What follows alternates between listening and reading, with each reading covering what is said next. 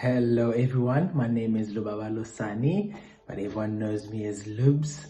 I am a student. I am studying an LLB in Nelson Mandela University, which is a Bachelor in Law. And I come from a small town called Craddock.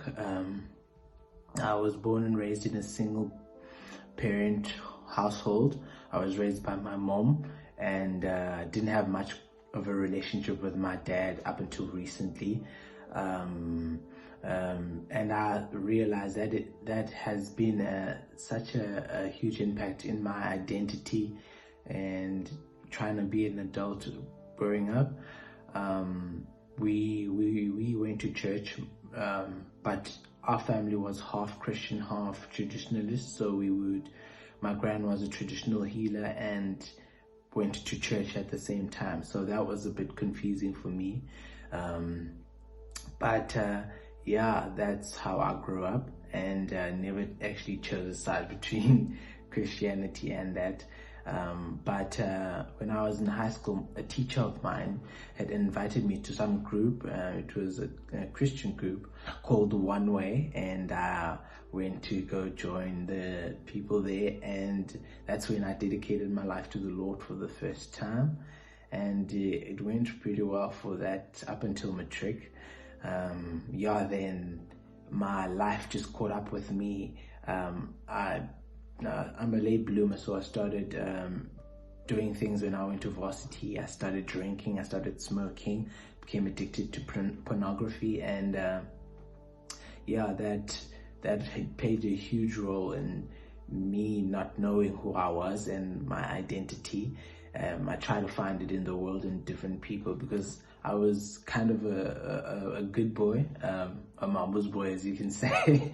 I grew up around my mom. I didn't do much because she would always say, you're a reflection of what I have done. So everything you do is not just a reflection of you, but what I have done. And since you come from a single parent household, people are going to look at you and be looking at your life, and if you're doing wrong things, they'll say that's why you like that, because you come from a single parent household. So that has been my viewpoint. But up until varsity, where I was in my mom's face and I wasn't in everyone's eyes, so I started doing all of these things.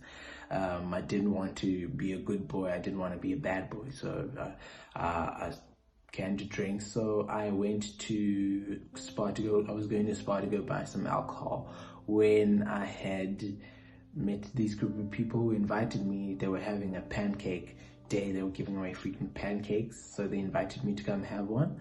And I went in there, and that literally changed my life, because I spoke to a lot of guys there from Oxygen Life Church, and they were talking about the Lord and sharing the gospel. So I was intrigued, and I was looking for a church that I wanted to go to in PE. They invited me to a Sunday meeting, and I was like, sure. And I went. I remember it was the PM meeting, which was led by Alan Preller back then. He was heading up PM. So I went, and he was preaching about forgiveness, and he felt that there were people who had father figure wounds, and I felt like he was speaking directly to me. So I went up to the front for the first time, and they prayed for me.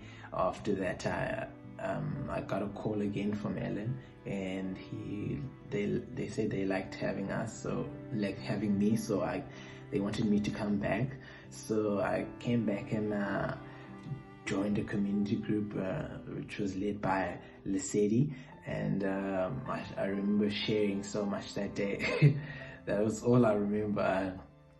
But I was comfortable and I shared. After that, and then he went to go open another congregation in Western Suburbs, so I had to look for another com. I went to go join com led by Andy Bayers at that time.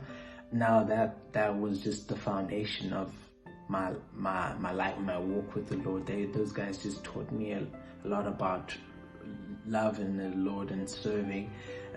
So that's when I gave my life to the Lord for the first time. After that, I was just on a roll. Everything was just happening.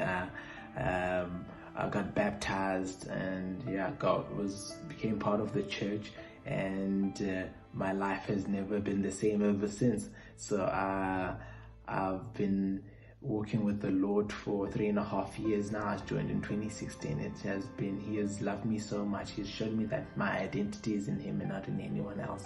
And a lot of great things have happened during this time, and a lot are happening. Is using different people to show me all of this. So I'm very thankful. I'm so happy that I can do that. Thanks for listening to my testimony.